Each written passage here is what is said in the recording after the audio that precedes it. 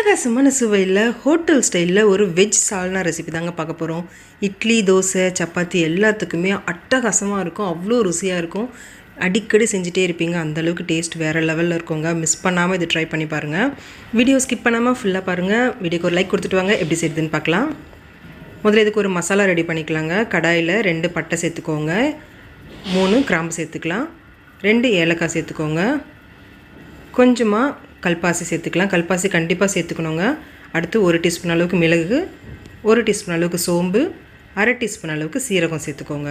இப்போ மிதமான தீயில் வச்சுட்டு இது ஒரு நிமிஷத்துக்கு மட்டும் லேசாக நல்லா வறுத்து விட்டுக்கலாம். கருக விடாமல் பார்த்துக்கோங்க மசாலாவை. இப்போ அடுத்ததாக பெரிய சைஸ் வெங்காயம் 2 வெங்காயம் எடுத்துருக்கேங்க. இது போல் பெருசாக கட் பண்ணி சேர்த்துக்கோங்க. சேர்த்துட்டு இது லேசாக கலந்து விட்டுக்கலாம். இப்போ வெங்காயம் நல்லா வதங்கி வரதுக்கு 1 டீஸ்பூன் எண்ணெய் மட்டும் சேர்த்துக்கோங்க. சேர்த்துட்டு மிதமான தீயில் வச்சு வெங்காயம் நல்லா கண்ணாடி பதத்துக்கு வதங்கி வரணும். அப்போ தான் டேஸ்ட்டு நல்லா இருக்கும் இந்த குருமாக்கு. பாருங்கள், இந்த அளவுக்கு நல்லா வதங்கி வரணும்.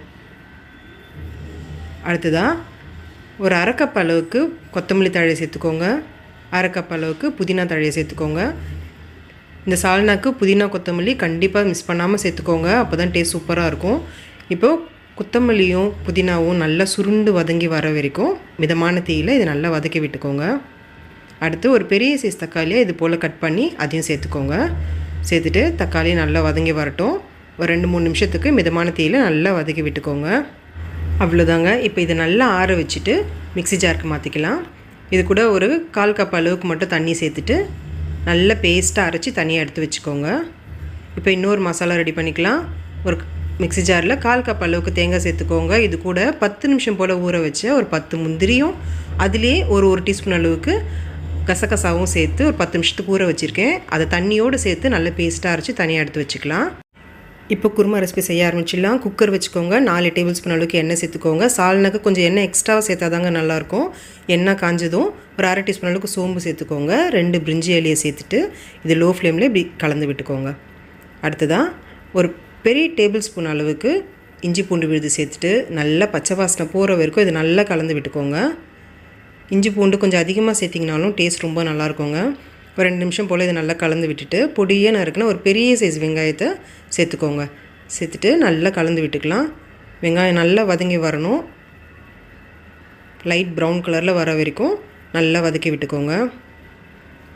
பாருங்கள், இந்த அளவுக்கு நல்லா வதங்கி வந்த பிறகு இப்போ நம்ம தக்காளி சேர்த்துக்கலாம். 2 மீடியம் சைஸ் தக்காளியை நல்லா பொடியாக கட் பண்ணி சேர்த்துருக்கேன். நீங்கள் மிக்ஸி ஜாரில் அரைச்சும் சேர்த்துக்கலாங்க. நான் தக்காளி கொஞ்சம் அங்கே தெரிஞ்சிச்சுன்னா குருமாவில் இருக்கிற போது நல்லாயிருக்கும் பார்க்க. அதுக்காக நான் அப்படியே சேர்த்துருக்கேன். நல்லா இந்த அளவுக்கு தக்காளி வதங்கி வந்த பிறகு 1/2 டீஸ்பூன் அளவுக்கு மஞ்சள் தூள், 1 டீஸ்பூன் அளவுக்கு மல்லித்தூள், 1 டீஸ்பூன் வெறும் மிளகாய் தூள், 1/2 டீஸ்பூன் அளவுக்கு கரம் மசாலாவை சேர்த்துட்டு லோ ஃப்ளேமில் வச்சு இது நல்லா கலந்து விட்டுக்கோங்க. மசாலா சேர்த்ததும் அடிப்பிடிக்க ஆரம்பிக்கும். லோ ஃப்ளேமில் வச்சுட்டு ஒரு 2 நிமிஷத்துக்கு இதை நல்லா கலந்து விட்டுக்கோங்க. மசாலாவோட பச்சை வாசனைலாம் போகிற வரைக்கும் நல்லா கலந்து விட்டுக்கலாம். அடுத்ததாக உப்பு சேர்த்துக்கோங்க. நான் 1/4 டீஸ்பூன் அளவுக்கு சேர்த்துருக்கேன். நீங்கள் முதல்ல கம்மியாக சேர்த்துட்டு தேவைப்பட்டுச்சுன்னா கடைசியாக கூட சேர்த்துக்கலாம். அதிகமாக சேர்த்துட வேண்டாம். சேர்த்துட்டு இப்போ இதை நல்லா கலந்து விட்டுக்கோங்க. பாருங்கள், இந்த அளவுக்கு மசாலாலாம் நல்லா ஒட்டி வெந்து வந்திருக்கணும். அப்போ தான் குருமா சூப்பராக இருக்கும். பொறுமையாக நல்லா வதக்கி விட்டுக்கோங்க. அடுத்ததாக நம்ம அரைச்சி வச்சுருக்க மசாலா விழுதை சேர்த்துக்கோங்க. சேர்த்துட்டு இப்போ இது நல்லா கலந்து விட்டுக்கலாம். இந்த மசாலாவோட பச்சை வாசனை போகிற வரைக்கும் ஒரு 2 நிமிஷத்துக்கு மட்டும் நம்ம கலந்து வதக்கி விட்டிங்கன்னா போதும். இது கூட தாராளமாக ஒரு 3 கப் அளவுக்கு தண்ணி சேர்த்துக்கோங்க. சால்னா நல்லா கெட்டிப்படும். அதனால் தேவைப்பட்டுச்சுன்னா கடைசியாக கூட நீங்கள் எக்ஸ்ட்ரா தண்ணி சேர்த்துக்கோங்க. இப்போதைக்கு 3 கப் அளவுக்கு சேர்த்துக்கோங்க. இது ஒரு 2 நிமிஷத்துக்கு ஹை ஃப்ளேமில் வச்சு நல்லா கொதி வந்த பிறகு நம்ம அரைச்சி வச்சுருக்க தேங்காய் விழுதை சேர்த்துக்கலாம். சேர்த்துட்டு இப்போ இதை நல்லா கலந்து விட்டுக்கோங்க. நல்லா கலந்து விடுங்க. எனக்கு கொஞ்சம் திக்கான கன்சிஸ்டன்சி இருக்கிறதால நான் 1 கப் அளவுக்கு தண்ணி சேர்த்துருக்கேங்க. உப்பு சரியாக இருக்கான்னு பார்த்துட்டு குக்கரை மூடி வச்சிடலாம். ஒரு 3 விசில் வரட்டும். இப்போது ஸ்டீம் இறங்கின பிறகு பாருங்கள், நல்லா சூப்பராக கம்மன்னு குருமா ரெடி ஆகிடுச்சு. இந்த எம்டி சால்னா வேறு லெவலில் இருக்கும் டேஸ்ட்டு. மிஸ் பண்ணாமல் அதை ட்ரை பண்ணி பாருங்கள். கடைசியாக பொடியாக நறுக்குன கொத்தமல்லி தூவி கலந்து விட்டு இறக்குனிங்கன்னா அட்டகாசமான சுவையில் ஒரு எம்டி சால்னா ஹோட்டல் ஸ்டைலில் ரெடி ஆகிடுச்சு. மிஸ் பண்ணாமல் ட்ரை பண்ணி பார்த்துட்டு எனக்கு எப்படி இருந்துச்சு கமெண்ட் செக்ஷனில் சொல்லுங்கள். இந்த வீடியோ உங்களுக்கு பிடிச்சிச்சுன்னா லைக் பண்ணுங்கள். உங்கள் ஃப்ரெண்ட்ஸ் அண்ட் ஃபேமிலிக்கு நிறைய ஷேர் பண்ணுங்கள். அப்படியே அம்மாடி கிச்சனுக்கு சப்ஸ்கிரைப் பண்ணாதவங்க சப்ஸ்கிரைப் பண்ணிவிட்டு பக்கத்தில் இருக்க பெல் பட்டனையும் ப்ரெஸ் பண்ணிக்கோங்க. Thank you friends.